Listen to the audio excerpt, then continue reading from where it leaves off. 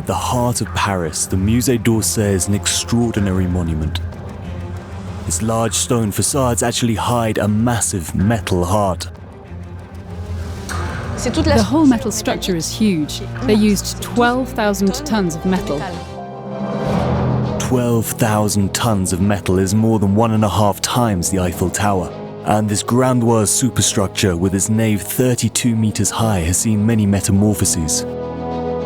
Today, Orsay is one of the most famous museums in the world. But as the 20th century began, it was a legendary Orsay station, a revolutionary railway station completed for the Great Exposition Universelle of 1900. It's a modern station of a type never before seen. Rail travel was the high-tech symbol of the age. The colossal construction project was completed in a record 2 years, with immense constraints on a plot that was far too narrow. Orsay is in the city centre, surrounded by buildings. There's no possibility of overflow. The engineers had to design an innovative configuration with 15 underground tracks, and also build one of the very first tunnels within Paris. The tunnel is a real engineer's challenge. Abandoned after the Second World War, the monument was a temporary home to ex-POWs and deportees who returned from Germany, a theatre, and even a parking lot, before finally being transformed into a museum in the early 1980s. Once again, great efforts were required to provide the museum's treasures with top security in this extensive volume of 160,000 cubic meters. The museum really was at the cutting edge of technology when it opened. Only 42 meters from the Seine, the works of art require protection from the floods that had already ravaged the station in 1910. But also creating innovative walls to counter the vibrations of the RER trains which continued to pass through the building's basement. Building a museum in a station is, from every point of view, a bold move. From station to museum, how has the building been able to constantly adapt to a difficult environment and innovate for almost 120 years? This is the story of the multiple metamorphoses of a monument unique in the world.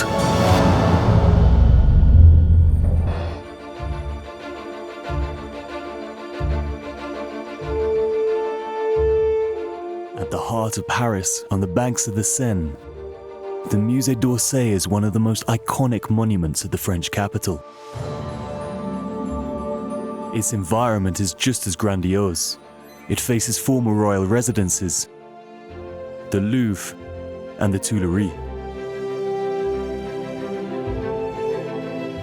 We're at the heart of Paris, of monumental Paris, and at the same time, the heart of mythical Paris, around the Seine.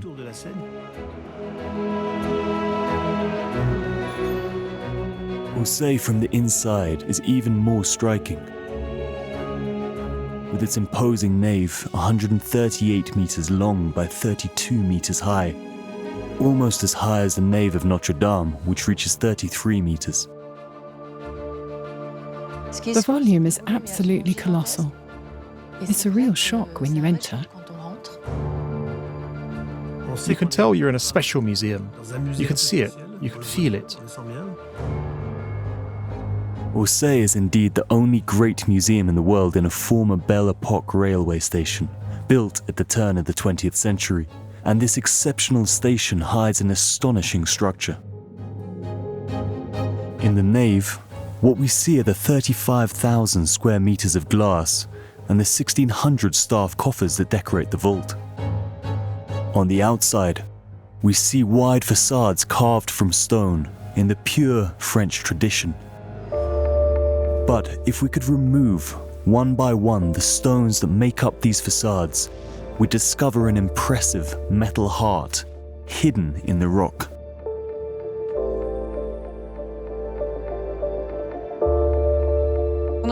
From the outside, it looks like a stone building, but in fact, its whole structure is metallic.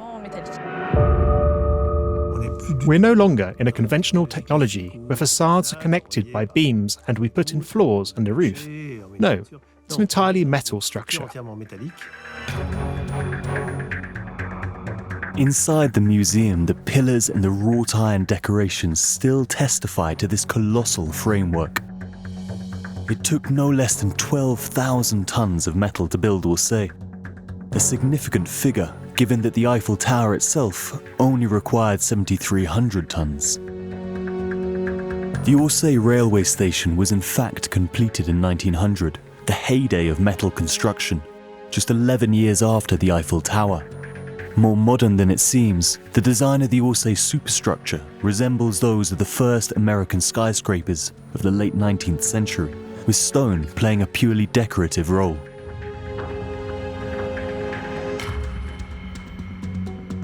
The structural load-bearing role is played by the metal framework.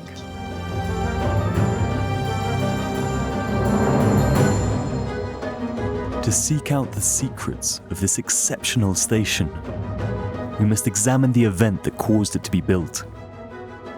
The Paris Exposition of 1900.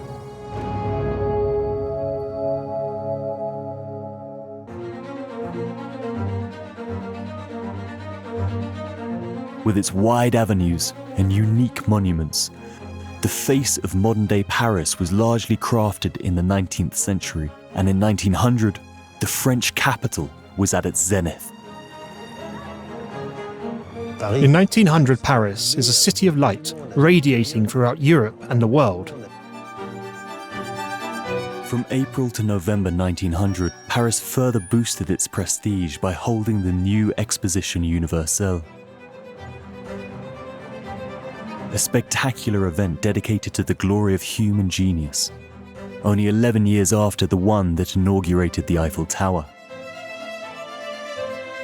And the 1900 Paris Exposition beat all records, with more than 50 million visitors. 1900 was to be the big expo. France was rich, very rich, so for the Paris Exposition, the city fathers decided to remodel Paris. Some 112 hectares of prestigious facilities were built for the occasion, right at the heart of Paris. With spectacular superstructures like the Grand Palais or great technological innovations like the first line of the Paris Metro. The Exposition Universal is very important. It's about showing the whole world the reality of a country's industrial power. The Paris-Orléans Railway Company, which owned the second longest rail network in France, seized this unique opportunity. To welcome the Exposition's millions of visitors in style, it proposed to build a grandiose station, the Orsay station. The railway symbolized the high-tech prosperity of the time. What was needed was a beautiful station, beautiful and also remarkable. Orsay wouldn't be a simple station. It must be a temple to rail, monumental, futuristic, a laboratory of railway innovation, worthy of the Exposition Universelle. It's a modern station of a type never before seen. But in central Paris, it was hard to find a suitable location for such an ambitious station that had to handle 150 trains per day. The Exposition Universelle was held near the Eiffel Tower on the banks of the Seine in an already highly urbanized area. Fortunately, there remained a strategic site just 700 meters from the planned entrance to the expo. The ruins of a former palace, the Palais d'Orsay. This monument had been built in 1830 to house the Court of Audit. On the Orsay site stood the Court of Audit, a grand institution that checks the state's books, etc. But the Palais d'Orsay would last only 41 years. It was torched in 1871 during the Paris Commune. The Palais d'Orsay burned down, much of it, and remained a ruin. For 30 years, they didn't know what to do with it. So on this land miraculously available in the centre of Paris, they'd be able to build a new station. This colossal project involved razing the ruins of the Palais d'Orsay and building in its place from scratch a high-tech station in a record time of 2 years. It would have to be done very quickly, as there was a key deadline, the Exposition Universal. All large urban stations are very difficult stations to make. That's why most stations open after a considerable delay. So how would they manage to build this exceptional station in just 2 years? The engineers would indeed find themselves faced with a major challenge: to build a monumental station on a plot that was far too small, and to have railway lines arrive in the heart of Paris without destroying everything around it.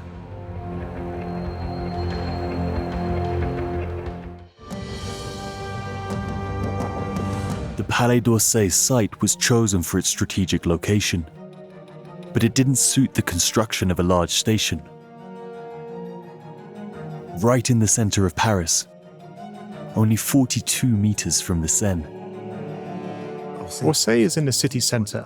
Surrounded by buildings, there's no possibility of overflow.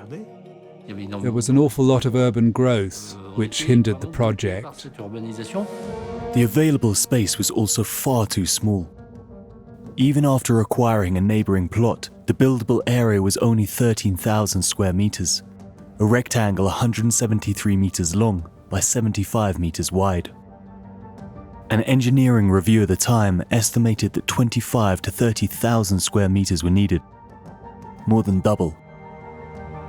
And just to make it more difficult, for reasons of profitability, they want to add a grand hotel. On this limited site, the Paris Orléans engineers must find room for a station in a vast 370-room hotel. To achieve this feat, they must devise a monument with an innovative configuration that optimizes each available square meter. It was tricky because the building was needed, the traveller needs his space. So they took advantage of the small plot, maximizing some things as well as compressing the hotel.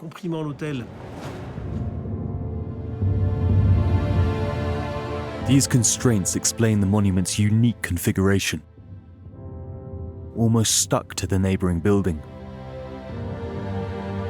On the other side, the large glass tympanum, where the clock hangs, is also enclosed behind the front of the building. On two sides, the hotel frames the nave of the station, spreading its 370 rooms over 5 stories. The hotel, which extends over several levels, would totally mask the rear of the station.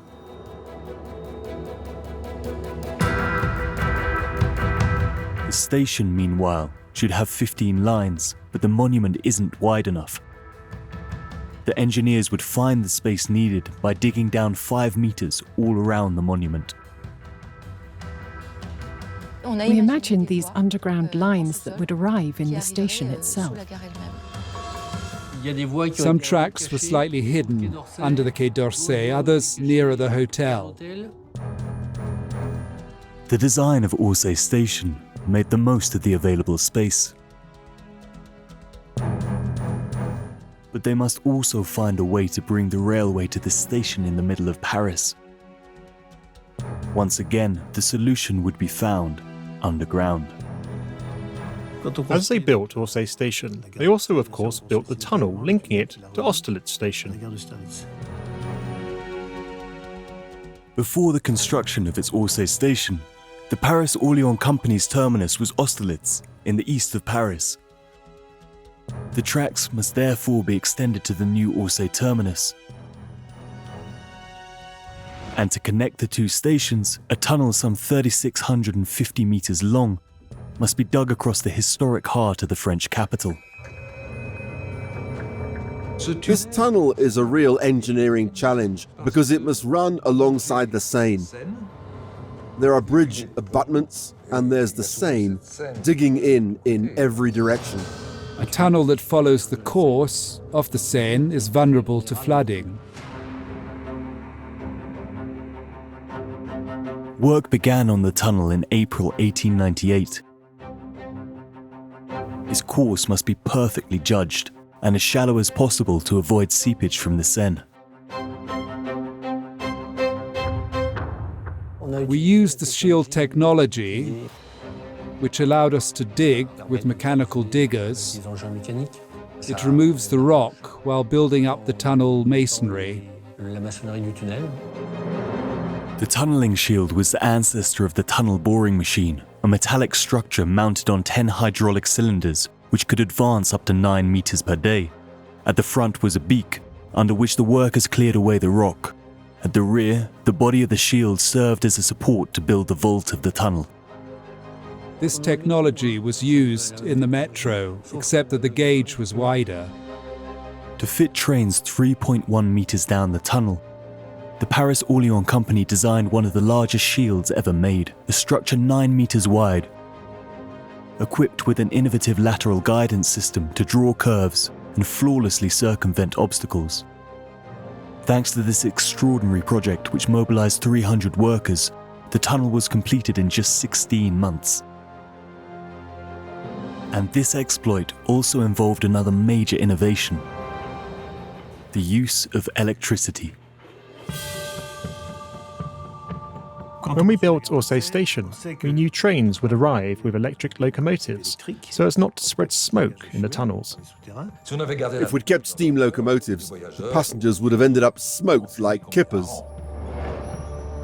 But in France, at the turn of the 20th century, all the trains were steam-powered. So trains at Austerlitz station would have to change locomotives just to pass through the tunnel. These were the first electric locomotives in France, especially designed for Orsay station. Electric traction began in 1900 in Orsay in France. In this regard, the station appears to be experimental, a station of the future.